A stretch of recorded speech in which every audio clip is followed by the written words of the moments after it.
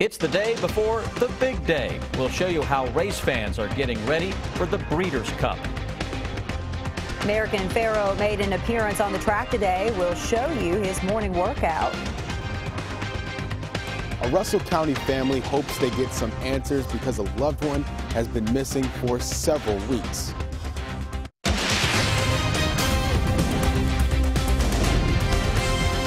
This is WKYT News at 5.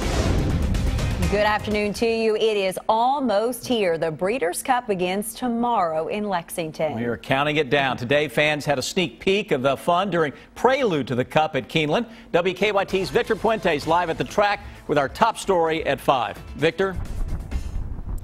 Today was a chance for thousands of fans to get a sneak peek of the Breeders' Cup. The prelude to the Cup saw fans from across the world come to Keeneland.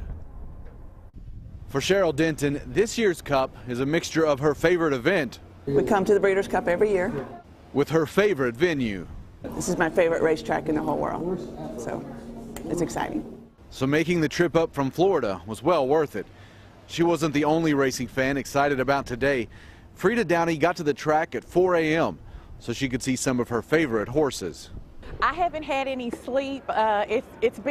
The city has been in such a buzz. All my friends from other states keep calling me, asking me how much fun we're having. It's been nonstop, and for it to actually be here, it's like I'm so excited. It's just the best. You can't imagine it. The $5 for today's ticket is a bit cheaper than what you'll pay tomorrow. That's giving some high schoolers who came from the National FFA convention in Louisville a chance to see some high-dollar animals. A different experience than from what we're used to. It's amazing out here, though, just all the horses. The last race of the day started at 4:57, but tomorrow the big event takes over. For some locals, bringing the Cup here was like bringing it home. I mean, Breeders' Cup, the idea was kind of developed here. John Gaines put together, I guess, in the early 80s, and to see it be finally get to come home and be where kind of the epicenter of horse breeding and thoroughbreds are, it's going to be pretty cool. The first race tomorrow starts at 12:30. There are still some tickets available on the Breeders' Cup website, although they're a bit more expensive than what you would have paid today. Those are listed at $400 apiece. Live at Keeneland, Victor Puente, WKYT. Thank you, Victor. On-site parking during the Breeders' Cup will be limited to those with a prepaid parking pass. They will be running shuttles, though, to Keeneland from the Cox Street lot at Rupp Arena, the Kentucky Horse Park, and Whitaker Bank Ballpark. Race fans headed to Keeneland early this morning. You heard someone say 4 o'clock in the morning to get a glimpse of one of the most popular horses in this weekend's racing. American Pharoah made an appearance on the track for some practice. WKYT's Rob Bromley is live now at Keeneland with more. Hi, Rob. Hello, and certainly good to get the rain out of here and have some sunshine and a lot of excitement leading up to the Breeders' Cup here at Keeneland. The best thoroughbreds in the world will be competing in the championships over the next 2 days, and everyone eager to see Triple Crown winner American Pharoah get out. He will be the solid favorite in the Classic. He went around the training track a couple of times. Bob Baffert was pleased. He said he felt the main track was still too wet, so he went on the training track. Baffert has trained a lot of great ones in his days, but he's amazed by what this horse has meant to the sport. Like in any sports, you want to see something spectacular, and he delivered. And I think like he made a lot of people feel really good about our sport and about that horse. And people, they love animals, they love especially the horses. And so I think I think Pharoah basically did his own. He did all the talking by running like he did, and in the manner that he did it. So there's Bob Baffert. He is pleased with the way things went for American Pharoah. Unfortunately, there is some bad news. Beholder, who was the second choice in the Classic, is not going to be able to run. She has been scratched. She went out on the track today, came back and bled, and trainer Richard Mandela just did not think that he could run her. So Beholder is out. I'll have much more coming up shortly in sports in the next half hour. We'll talk about the security around these equine athletes. But for now, that's it from here at Keeneland. Sam and Amber, back to you. All right, we'll see you in just a bit, Rob. Thank you. American Pharoah is the 6'5" favorite in the Classic. Beholder was at 3-1. Don't forget to join Dave Baker, Dick Gabriel, Deanne Stevens, and Jennifer Palumbo for Championship Friday at the Breeders' Cup tomorrow from noon until 3 on the CW Lexington. We'll be live from Keeneland with races and special guests. Well, this rainy weather is gone, but it will be back. We have an update on that. Some better news. Showers returning this weekend. Could be close for everything going on Saturday night. WKYT Chief Meteorologist Chris Bailey's here. Chris, looking forward to a beautiful weekend, hopefully. You know what? The first half of this weekend, as we inch a little closer now, continues to look a little better, and that is, at least in the short term, boding well for all the outdoor activities for most of Saturday. Concentrating on that in a little bit, I've got a new hour-by-hour forecast that even puts the rains a little later arriving into the Lexington area. We'll show that to you in 10 minutes.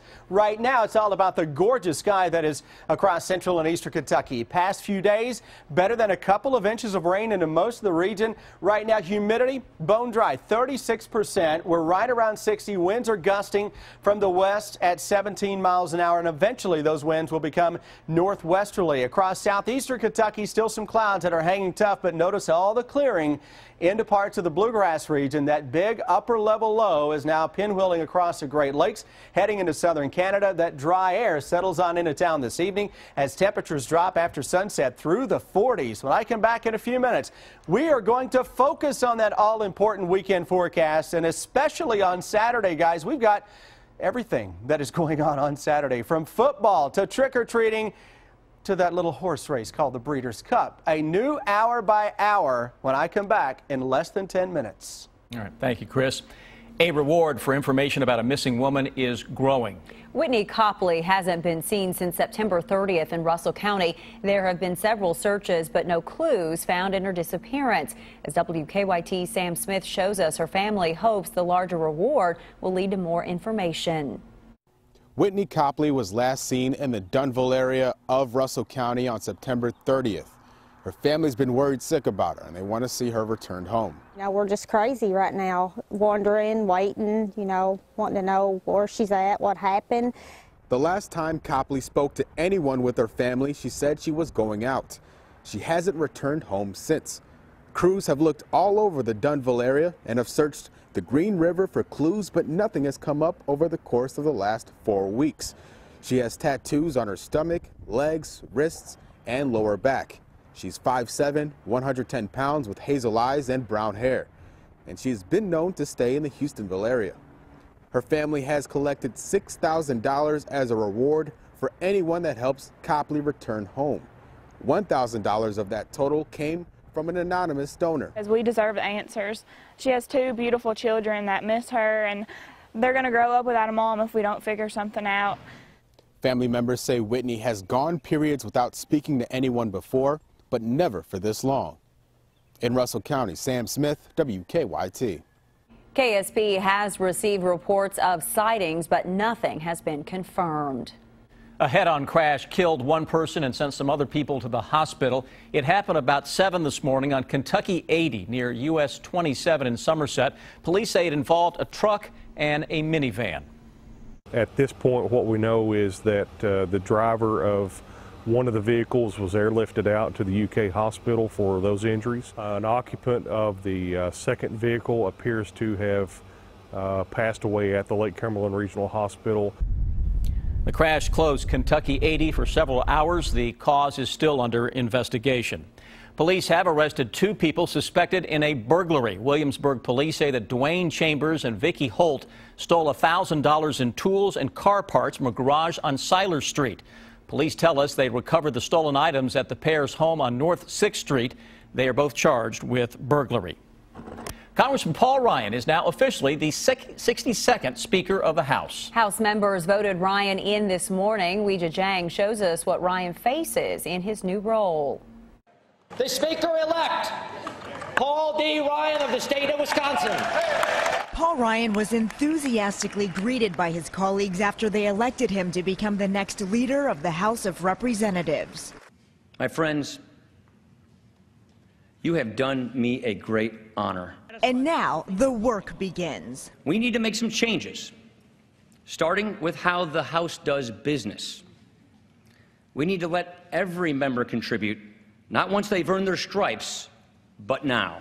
Republicans elected Ryan because he's viewed as someone who can unite their fractured party, something outgoing Speaker John Boehner was not able to do, and it cost him his job. I leave with no regrets, no burdens. If anything, I leave the way I started. I'm just a regular guy, humbled by the chance to do a big job. Some hardline conservatives say Boehner didn't fight hard enough for their values. Perhaps it was to them that the speaker offered this advice. Yes, freedom makes all things possible, but patience is what makes all things real. So believe in the long, slow struggle. Boehner leaves office after serving 25 years in the House. Weijia Zhang, CBS News, Capitol Hill. Boehner angered many conservatives when, as one of his last acts as Speaker, he pushed through a compromise budget deal that helps avoid a government shutdown for the next 2 years. He wants to put an end to the disease that claimed his wife. We'll show you how one man is fighting breast cancer in this month's Talk Pink. Low blood pressure can help prevent several health problems. We'll show you how one program is helping people keep it in check in Better Living. Police spent the day tracking down suspected drug dealers, and we went along. We'll show you the drug roundup on WKYT News at 5:30.